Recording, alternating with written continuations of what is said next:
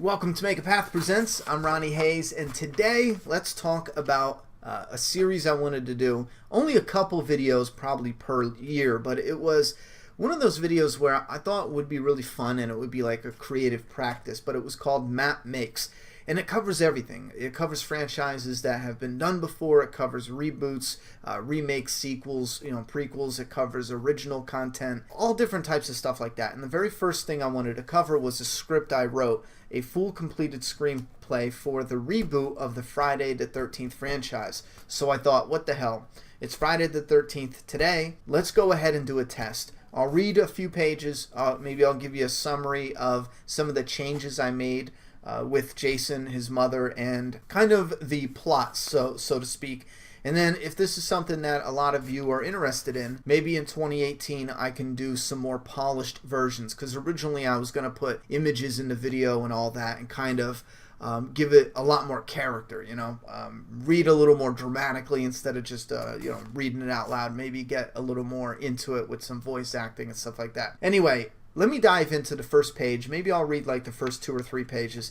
Now again, if you are not interested in this idea at all, I'm not going to spring any neat little skit out of the blue in the middle or towards the end of this. So if this is something you're not interested in, you probably won't enjoy any of this video. So I'm giving you that heads up option to bounce now if this is something that you just are like, nope, not me, homie. I am a big fan of the Friday the 13th franchise, but in concept. I don't think they executed it that well in pretty much any of the movies. However, I pulled a lot of stuff from a lot of the different lore, even making Jason, even though we are used to him being the main killer. I kept the mother-son stuff somewhat intact. However, I believe it was the original writers of Jason never wanted him to be the killer. They wanted him to be the victim. They always considered him the victim. So in this story, I feel like I succeeded in making Jason a victim, but also the crazy, unstoppable killer that we know and love. I say unstoppable, but he's still human. He's flesh and blood human. He's not, a possession. He's not a demon. He's not a monster or a zombie. He is a real human. For me, that's what's scarier. Ghouls, ghosts, goblins, for me, even though it might be neat to watch, it's just not scary. It doesn't scare me or creep me out at all. But a real person that has problems that's also a killer, that stuff is creepy. You can run into them pretty much anywhere. So let's dive in and read some of the first pages. If I fumble, I'm sorry. This is kind of like just a test run. So let's dive in and see. All right, fade in. Interior basement day. Wooden steps creak under the pressure of a bulking figure as he drags his victim by the leg. The victim, a man in his 40s, fights consciousness as the back of his head thuds off each step. The figure, head covered with a pillowcase that has a single hole cut out to see and has clothes that are splattered with blood, gets close to the bottom. He gives one solid pull on his victim's leg, launching him down onto the dust-covered concrete floor. He drags his victim a few feet and then pulls on a chain hanging down from a light bulb. A dim light casts an eerie visual around this single-room basement. The light is strong enough to make out a long, filthy tool bench with clustering of tools. Holy hell. Leaving the victim, the killer retrieves a sledgehammer resting on the floor near the tool bench. The victim is waking up. He drags the hammer, unleashing a chilling scraping sound. The sound gets the victim moving as he stumbles to his feet. The figure has the hammer raised waist-high and chops it, smashing into the man's kneecaps. He falls and screams, and he calls out to his attacker, who now has the hammer raised overhead. The victim screams, "Jason." With tremendous might, Jason brings down the hammer. We cut to black, and that's when you get your title card. Give it a couple more pages, and maybe we'll cover some of the plot. Exterior woods day. I kind of like this scene here. A couple, man and woman, search around the thick woods as if looking for the last crack rock in the world. The man, Doug, in his 40s, sweats even in the shade. His eyes search the landscape like a crazed hawk. The woman, Angie, in her 20s, looks like she could model for the before and after pictures from the Faces of Meth. At this moment, she is the after picture. Angie. There! She has spotted the target of their search, a small cluster of cabins in the woods. The pair run to them. Exterior lake's edge, day. The wooded area opens up slightly, allowing for a clear view of the lake. Just a few feet and far across from it is more land. Detective Green, kneeling down, goes back and forth between the map at his side and the binoculars in his hand. Through the binoculars, he has a view of some cabins across the lake, but much is lost due to the thick foliage from the healthy trees. On the map, he has marked a few positions. In black marker at the top is written, possible grave sites. Exterior woods, day. Doug is first to the cabin. He kicks the door open and peeks inside. Doug, not here. Angie, is this even the right place? He goes for the next cabin with the same outcome. Doug, shit. She goes to the cabins right after him, looking inside to double check. Angie, well? Doug has blocked her out, and he is focused on his search. He spots a cabin farther down by the lake. Interior old house, bedroom, day. The inside of the cabin is picture perfect of a disaster. Drywall has been busted off the walls and fell off on its own. It has the look of a college party aftermath that has never gotten cleaned up in 30 years. Jason stands holding a hockey mask, examining it. We never get to see his face. He removes the pillowcase and puts the hockey mask on, gentle, unsure of its fit. In the distance, a cabin door is heard being kicked in. This gets Jason's attention. Exterior cabin, day. Doug stands before another cabin door he has just kicked in. He wears worry on his face. Angie has traveled off a distance closer to an old-looking house. She is kneeling down to look at something. It's a small baggie that street dealers use to package their meth for distribution. Angie, yes, I think this house is where they keep it. She runs off. Doug follows. Doug, no, it's in a cabin. I've never seen the house before. I think we're in the wrong section of the camp. Angie reaches the door. In one smooth maneuver, she turns the handle, opens the door, and continues to run straight into the pitch black. Doug picks up the pace to bridge the gap. Interior old house, day. Lights shine in from the still open front door. Angie has stopped, still only a few feet inside, her mouth open. Her breathing is weak. Jason stands face to face with her, his machete stabbed through her stomach and out her back. Exterior old house, day. Doug is a few feet away from Angie's body, as it appears as if to float backwards out of the door and out of the house. She still hangs off of Jason's machete. He tosses her body aside to eye up his next prey, Doug, who has stopped cold in his tracks. Exterior, lake's edge, woods, day. Detective Green labors over his work. A cell phone rings in his pocket. He sighs, seeing the caller ID, but answers. Green, what's going on, partner? Exterior, crime scene, street, day. Cops block off a street. On the sidewalk is a white blood-stained sheet covering a body. Blood has formed small creeks leading away from the victim. A police officer is kneeling down, looking inside the victim's duffel bag. It's packed with hockey gear. Detective Moyer stands a few feet away from the scene on his cell phone. Moyer, into phone. I know, I said I would take this one solo, buddy, but I got a gut feeling you want to be here for this one. Exterior woods, day. Green sets his binoculars down on a fallen tree. He steps away a few feet to talk. Through the binoculars, we can see the same view as before. The sun shimmers off the surface of the water. A couple cabins poke out from the thick green foliage. Green, okay, what's the situation? Off screen. As the two talk, we see something across the lake. Doug, wounded, fleeing from Jason. His injury is too much. Jason knocks him down and butchers him. Moyer, voiceover. Worst I have ever seen. It's bad, like the murders at the camp. With Doug clearly dead, Jason picks up the body and carries it off. The killer and the victim disappear into the woods. Green, off screen. What was the weapon used? Moyer, voiceover. A knife, sledgehammer, a fucking shower curtain rod, you name it. Green, off screen. I can be there in 20 minutes. The binocular view is moved. Green has retrieved them. Moyer, I thought you were... Forget it. Please tell me you're not at the camp. You're not supposed to be anywhere near. Green looks as if he's going to stay with the conversation. Then he just clicks the phone off. And then it goes to exterior Camp Crystal Lake, day. A wounded Angie holds her stomach where the blood has soaked through her shirt. She stumbles past. There's an important part coming up, and then we're going to get into a quick little bit about the plot. She stumbles past a cabin and runs off into the woods. Exterior old house, day. Jason, with dead Doug slumped over his shoulder, makes his way toward the old house. He notices Angie's body is gone and dumps Doug like a sack of trash. There is a blood trail. He follows. Exterior woods, day. Angie is hurt, bleeding and crying. Still, she pushes on. She runs for her life as it bleeds out of her. Exterior woods, day. Jason has spotted a bloody handprint on a tree. He unsheathes his machete, searches more. Exterior lake's edge, day.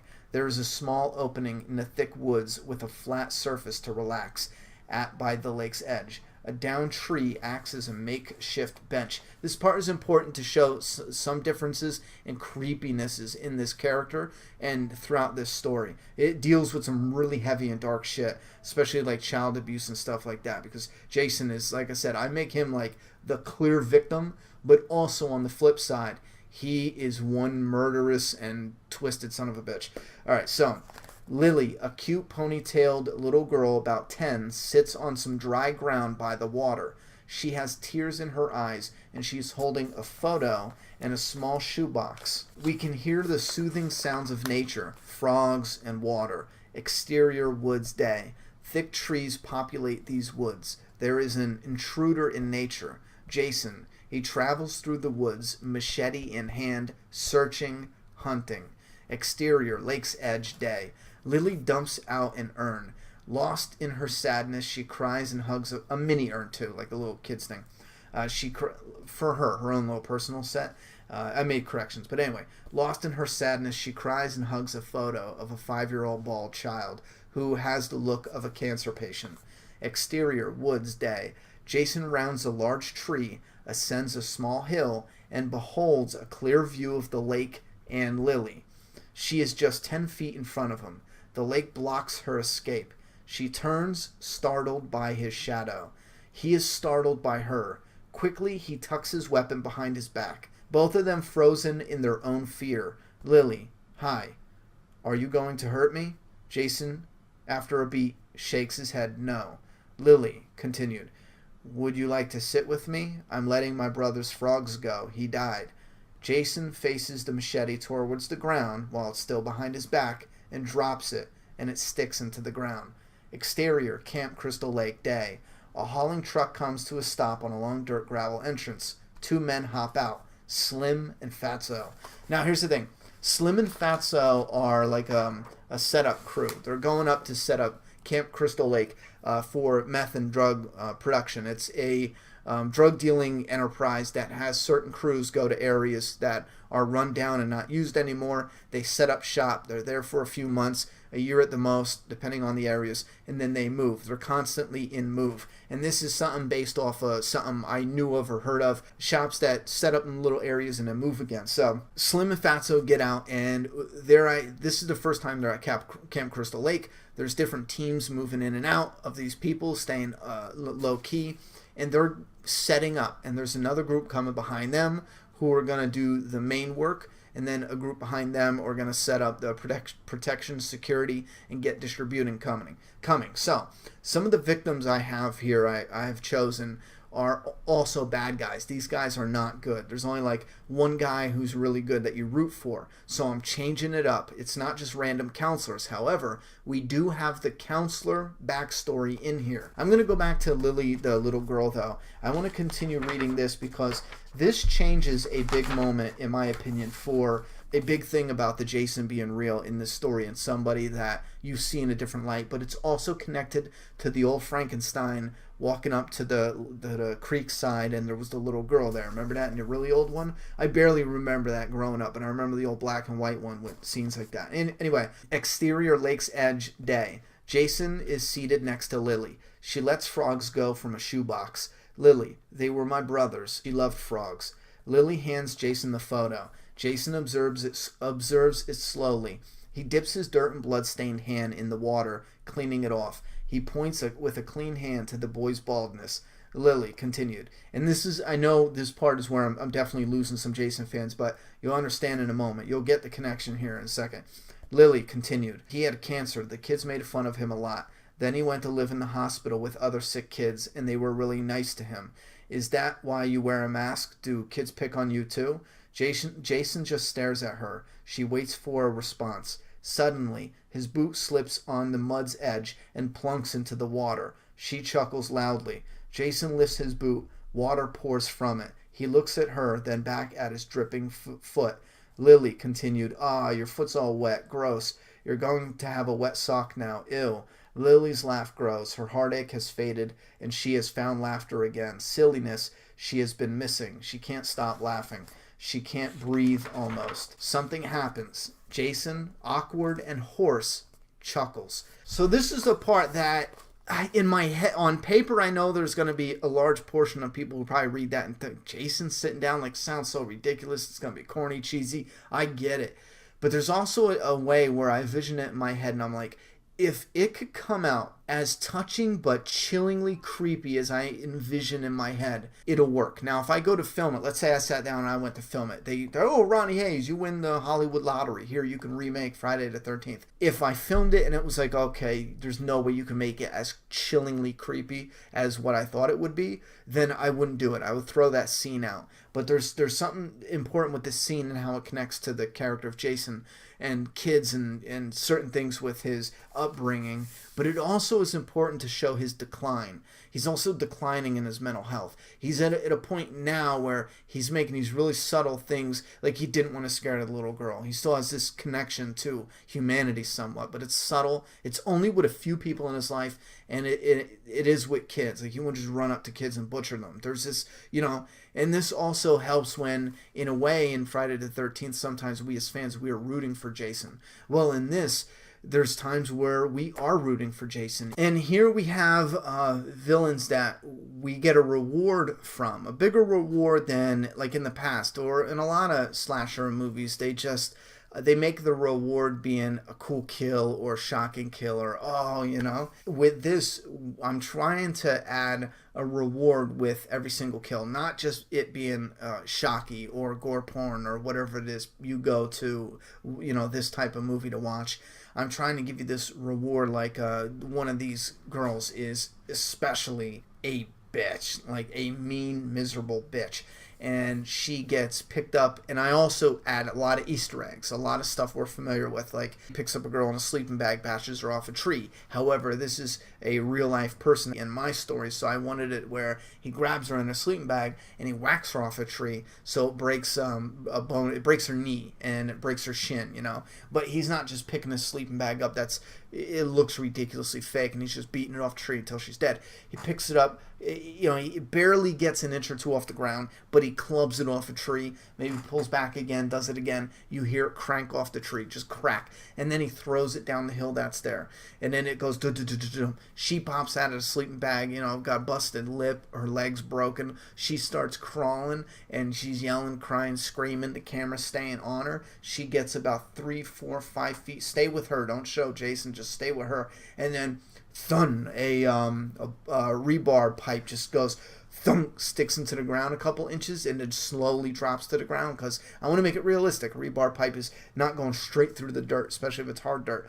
So it goes in the ground, so if it hits her, it's going to be painful. And again, adding the realism, add something different. We see this in all slasher movies where they throw something and it just easily goes through them. Well, in this one, it could go through her partially, goes through her back, and it sticks in enough, but it falls down. So now she's got this rebarb kind of dangling out of her wound. She's trying to crawl, and it's do different things like that, different stuff than we have seen. But anyway, so the rebar pipe goes thunk right in the ground next to her, freaks her out. Now she screams. Then we go back up to Jason, who's on the hill by an old fence that used to be there. It's now all torn down, and there's pieces of rebarb. So he just lifts off another piece of rebarb and just chucks it down. And he finds his mark in that particular kill. There's this thing with Jason that I do that I know some fans are going to have a real problem with, and I'm willing to repolish it. I definitely think the villains as well, there's a good setup, but it needs a good repolish. there's lots of stuff constantly happening in this. What I wanted to avoid is what Hollywood does. Okay, page 10. Okay, page 30. Okay, page 60. Especially with Friday the 13th or other slashers. They take the characters, they give you like, oh my god, 30, 40, 50 minutes sometimes, setting them up. You know, one or two characters die, but it's all set up, and then the end is like 20 minutes of violence. In this one, it starts with a flash forward to the foster dad being, I think in a script I wrote, the goal was to leave no bone unbroken, and he got his goal. Like, that's what Jason did to him with a sledgehammer. Starts with his feet, his shins, his knees, his arms, collarbone, just beats him and beats him into the concrete until it's just, he is totally mush, you know? So that's the foster mom. The foster dad. In the very beginning, he's the one drugged down into the basement and killed. Throughout the first half of the movie, the two detectives, the one detective is searching for more answers in the Pamela Voorhees killings. That's what he believes, because there's some stuff that happened with her at the lake. She's now locked up, and then it's been a few years she's been locked up, like 15, 20 years, and then or 15 years, and people started going missing again. Counselors started going missing. One of the scenes I wrote with the counselor going missing that I'm most proud of. And again, if I can film it, or if someone can film it the way I have it envisioned in my head, it gives me the chills. There's a part where Jason is in this barn that's turned into like a bedroom for... that's an important moment, but he's looking at a house, and it's in the downpour and rain, and in the house is his foster family, and they treat him like shit, and they're throwing a little party. The parents are away, so the kids are throwing a party. It's his foster brother, foster sister. And I'll explain that with the mom, because I think there's something nice going on there script-wise.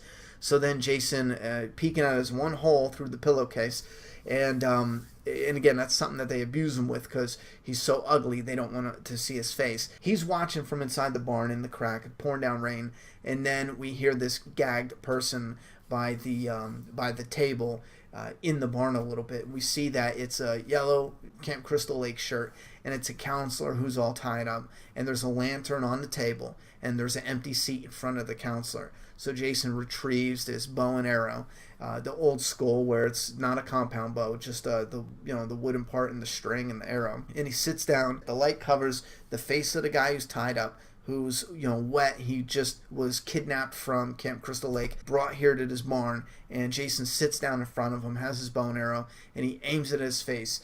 And the guy's squirming around, but he can't squirm out of this situation. And then it gets real silent. Jason waits till he stops, and then Jason just slowly pulls back on it. All you hear is, and he's looking right at the arrow. Jason's just pulling the arrow back on him.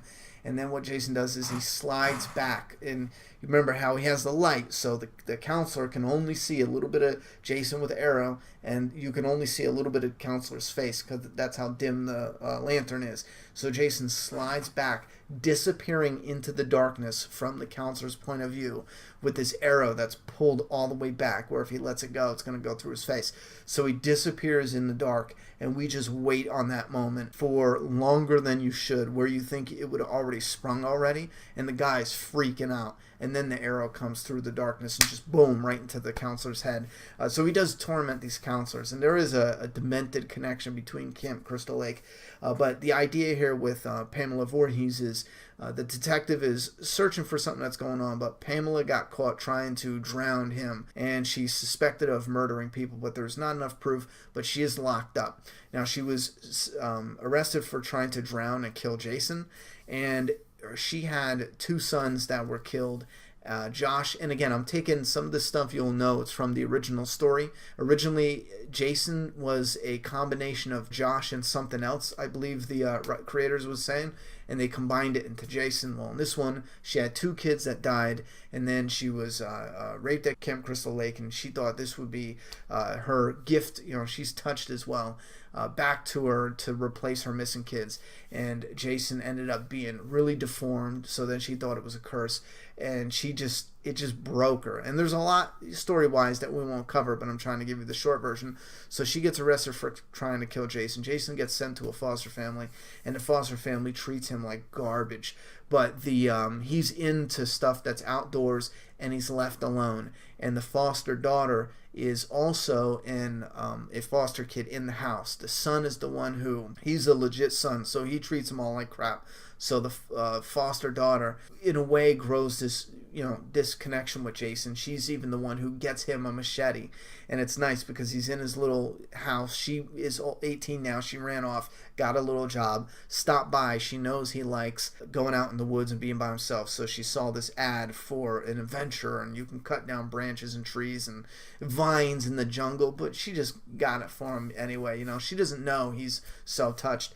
And it was one moment I thought, I still want to polish it, but I thought it was nice where you see him with the machete and you kind of see this glare of a deformed Jason a little bit. We don't see his deformity yet, but you see like a little teardrop hit that because it does something to him that this is the only person that was ever nice to him, but because of his ugliness, he was never able to make a connection. And it's not a love connection; it's a connection with people. There's the deformity keeps him from making even simple connections. Like the girl doesn't care that he's deformed; she treats him like a brother.